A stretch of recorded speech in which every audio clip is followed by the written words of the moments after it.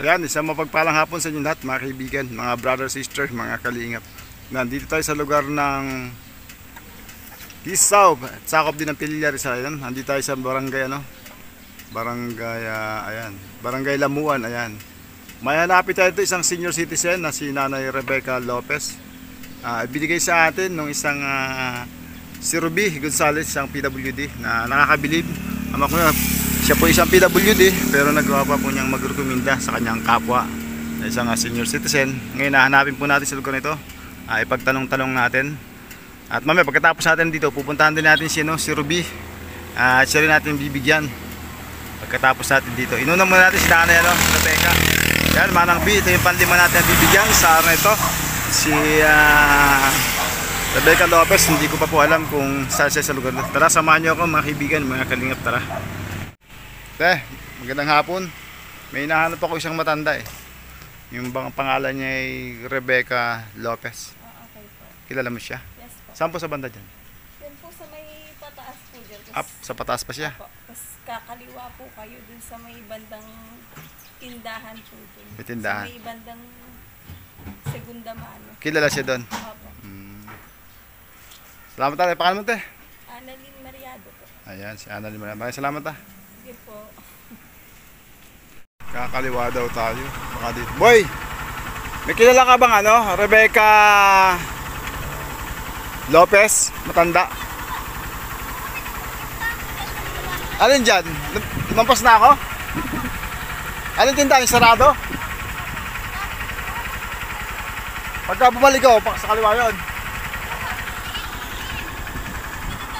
Kahit tayo ng bata. Buti kilala ng bata. Kaya sasamahan tayo mga kalingap. Naliligo doon sa kanal. Alin dyan? Papasok ko sa loob dyan. Kilala naman yata sa dyan eh. Kilala na siya dyan. Saka pwede mong pumarada. Pwede kaya dyan? Daryl, samahan mo. Yan, sinamahan tayo ng batang naliligo doon kanina sa may kanal ba yun? Kanal? Ayan. Samahan tayo doon kay Nanay Rebecca. Ituro mo na muna sa malayo Nagkaroon tayo pagdala mga kaibigan, mga kalingap. Dala ko yung bigas, may sabon. Buti, minto na yung ulan mga kaibigan. Saan? Ano yung bahay nila? Maganda ba? Maganda ba yung bahay nila? Hindi po. Kahoy lang po. Basta yung bahay na yan? Salamat Tao po. Nanay Rebecca. Nanay Rebecca. Tuloy. Gandang hapon po. Maganda naman. Halika. Kumakain kayo ng santol. Kayo po magkasama rito?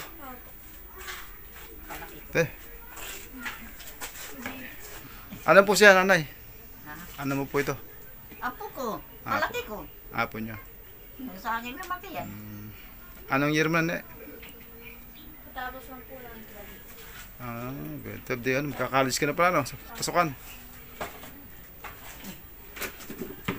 Mangain ka. May nagpunta po ba sa inyo dati nung nakaraan dito? Wala. Yung may rekomenda kasi sa akin sa inyo eh. Okay, si ate yan, Ruby. Ruby ba yun? Si Rabina.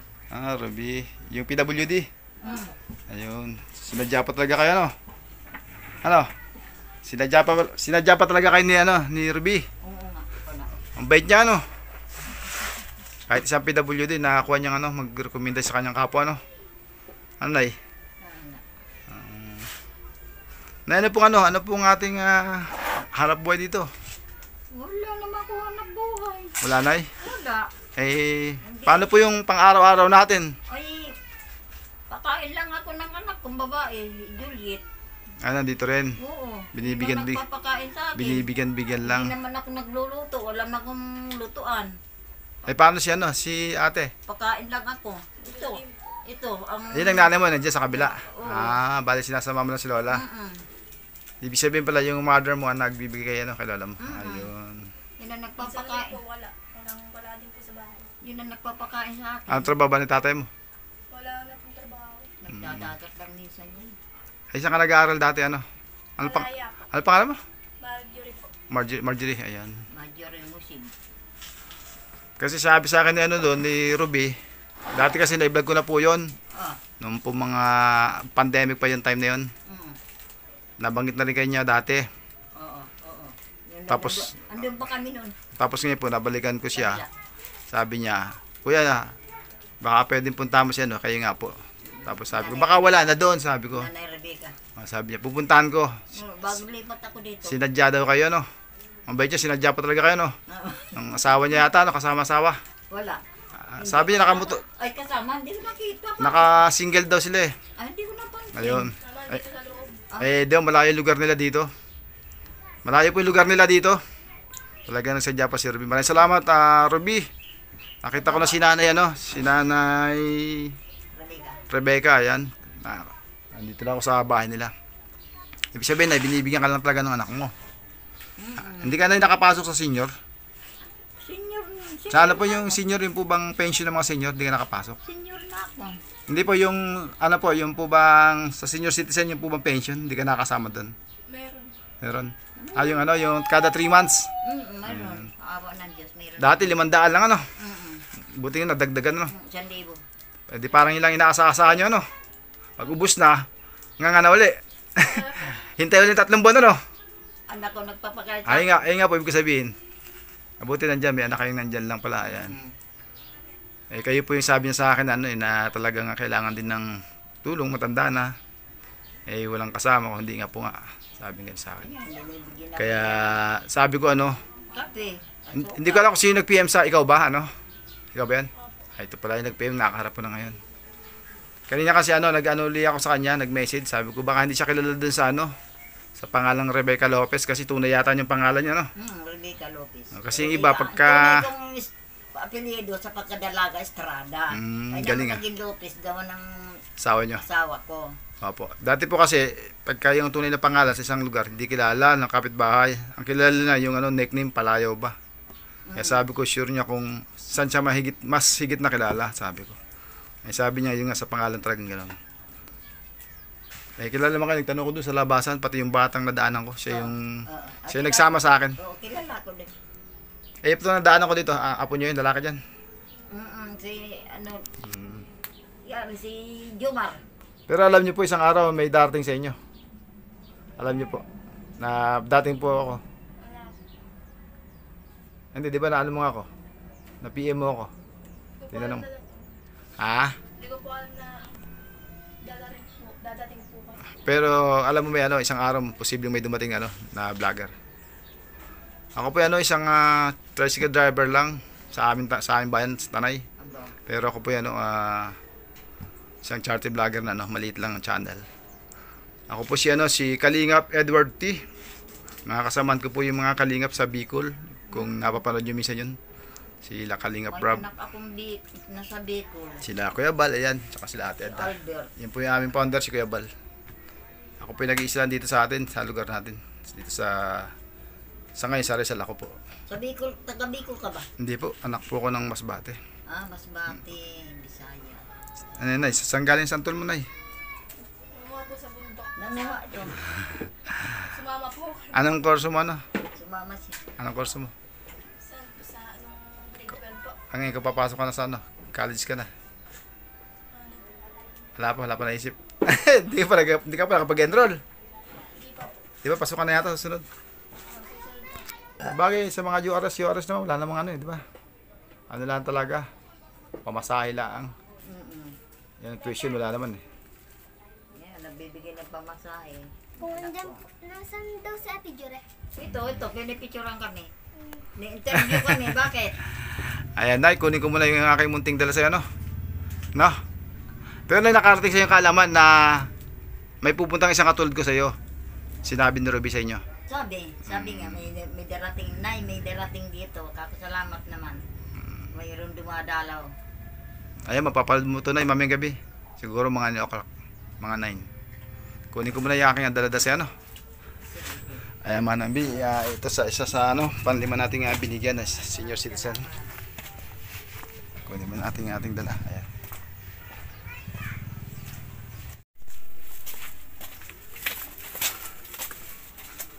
Nay, paano ko ito lang ang bigay ko sa iyo? Okay lang ba sa iyo? Aba, Anay. malaking salamat yan, aba. Huwag Nay, naman, nay sabon, Huwag tsaka naman. ano, sabon panlabat ng paligo. may salamat. Hindi na, binibiro kita, meron pa po. O, sige. Nabuti si nanay kahit maliit na bagay, nagpapasalamat ka agad, ano? Aba, maraming salamat, aba. Nay, grocery, Aba, ang laki ng salamat. Aba, okay. 5 kilong bigas, nay. Aba, naku po, Diyos ko, Ayan. ng salamat talaga naman. Nay, ilang taong ka na ba? Ako, dito ko na ako. Ang lakas niyo pa, ano? Awa na. Nanay, ang lakas mo pa. Ang lakas niyo pa po. Oo nga. Malakas, Nay, may, malakas pa ako. Nakakapangahoy pa ako. ibig sabihin, dati sa bundok kayo? Dito lang sa Lamuan. Pero isang, Sa hiwalay dati kayo. namin tinitirhan. Pero hiwalay kayong bahay dati. Oo, hiwalay ako. Ayun. Kanila. Kasi ito nung tinitirhan namin, isa rin katatakiko. Garcia, taga Kisaw. Nakikitira lang kayo dito. Hindi pala to inyo. Hindi, nakikitira lang kami. Ayun. Buti. Buti. Itong bahay, dito sa apo ko, anak ko. Nay, meron ka dyan na ano?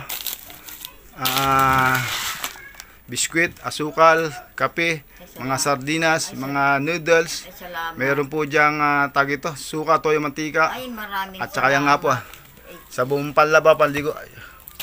Ating tring itlog at saka ito pong 5 kilong bigas. Maraming Ayan. salamat po. Naku po. Alam mo, Nay Rebecca, ang bait po na nagbigay nito. Ang bait po yung nagbigay niyan, yung pinanggalingan niyan. Alam niyo kung bakit, Nay? Nay? Nay, alam niyo kung bakit? Bakit nga? Ayan. Kasi po si Manang B, nagtatrabaho po yun sa ibang bansa, sa Israel. Ayun ang nagsusuporta. Yun po yung nagpabigay niyan sa Israel po. Ngayon po sa lugar ng Israel, baka hindi nyo sa inyong kalaman, may gera, no? Di ba may gera? Sabi nga. May nagbobombahan doon, pero nagagawa niya pa pong tumulong o magpaabot ng blessing sa kanyang kapwa. Kaya nakakabilib po si Manang B. Ano po masasabi mo kay Manang B? Aba, napakaraming salamat habang ako nabubuhay. Hindi ko makalimutan. Manang B, marami pong salamat sa ginawa mong tulong sa akin. Tatanawin ko utang ng loob habang ako nabubuhay. Ayan, Manang B. Nakakatuwa naman siya, no? Si Nanay Rebecca. Ayan, papasalamat po sa iyo, Manang B. Maraming salamat sa iyo, Manang B. At sana ilayo ka sa anumang kapamakan sa lugar mo. Dahil alam ko, Lagi lakas ng katawan. ayan, amen. Buhay. Humaba pang buhay niya. Ayan, maraming salamat, Manang B. At pang-5 po siya sa ating binigyan. Meron po tayong bibigyan mamaya. Yung pong PWD nagsadya sa kanya dito. Si Ruby ba? Ruby? Si Rubina. Si Rubina po, ayan. Dadaan po tayo sa kanila at siya rin natin bibigyan. Ay, natutuwa po ako sa kanya dahil kahit po siya isang PWD, nagagawa niya pa pong magmalasakit sa kanyang kapwa. Ayan. At sinadya pa po si Nanay Rebecca sa lugar nito. Oo. Isang araw, pinunta na ako dito. Paano, Nanay Rebecca? Tuloy na ako, no? O, di. Baka kasi muna, no? Maraming salamat. Tuloy na ako, no? O sige, salamat. Maraming salamat. Mag-ingat ka, Edward, sa paglakad mo. Sige na, tuloy po. Bye-bye po. God bless po. Maraming salamat. Manang B, naibigay na natin kay Nanay Rebecca yung kanyang kanyang ayuda. Ayan. Pupuntahan po natin yung nag-recommenda sa atin dito sa kanya. Dahil natutuwa po ako doon. Isa pong PWD. Pero yun nga po, tulad sinabi ko kanina, nagagawa pang tumulong sa kapwa niya. Sinadya pa niya dito, malaking lugar din po ito sa lugar niya. Ayan, ito yung bata nagsama sa atin kanina. Mamayang gabi pala, di ba? Salamat ha. Edward D.Y. ba po? Oo, Edward T.Y. Ayan, Manang B. Salamat sa mga laging nag-aabang sa premiere. Maraming salamat po sa inyo sa walang sawang pagsuporta. Maraming salamat. Hindi ko na po kayo iisa-isahin dahil baka may makalimutan ako. Ano po? Basta alam niyo na po kung sino kayo. Yung mga nandyan talaga nagmamalasakit. Pag hindi po nakakasabay, nanonood po ng replay at nagsesend pa sa atin ng na screenshot na maraming salamat. Sa kabundukan tayo, mga kaibigan.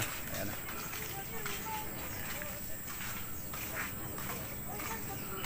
Ayan. Lakad na tayo, mga kalingap. Punta tayo doon kay kay Rubina. Ayan. Dahil natin isang natin dito, isang ayuda para sa kanya. Pauwi tayo mga kaibigan, mga kalingap. Maraming salamat Manang B. Meron naman tayo isang senior na nabigyan sa akin ko. Ayan, narinig naman nyo na kanya inaasahan lang yung sa pension. At pag-ubos na, yun lang, buti yung anak niya, kalapit lang niya doon. At may kasama ka po. Pero may edad pa rin si nanay, 82 years old. Pero malakas pa siya. Maraming salamat kay Rubina sa pagtulong sa kanyang papa. Nakakabilib dahil kahit isang PWD, nagagawang tumulong magitan na pagtulong minsan. Maraming salamat. Kaya ang ating ibablog ngayon, uwi na tayo ng bahay sa ating ibablog. At kumustahin natin ngayon yung kanyang buhay. Dati po yan ito, naglilinis po ng bote, ng gin, upang gagawin na lagay ng mantika. Tingnan natin kung gano'n pa rin yung sitwasyon ng kanyang buhay.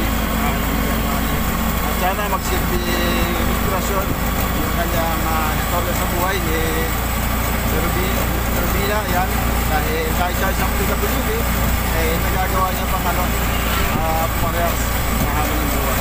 Maraming salamat pa Nabi, ingat ka po palagi dyan. God bless po. Sabay po, salamat sa mga manonood at premier mamaya. Maraming salamat sa inyo. Walang sawang support. Bye-bye. God bless.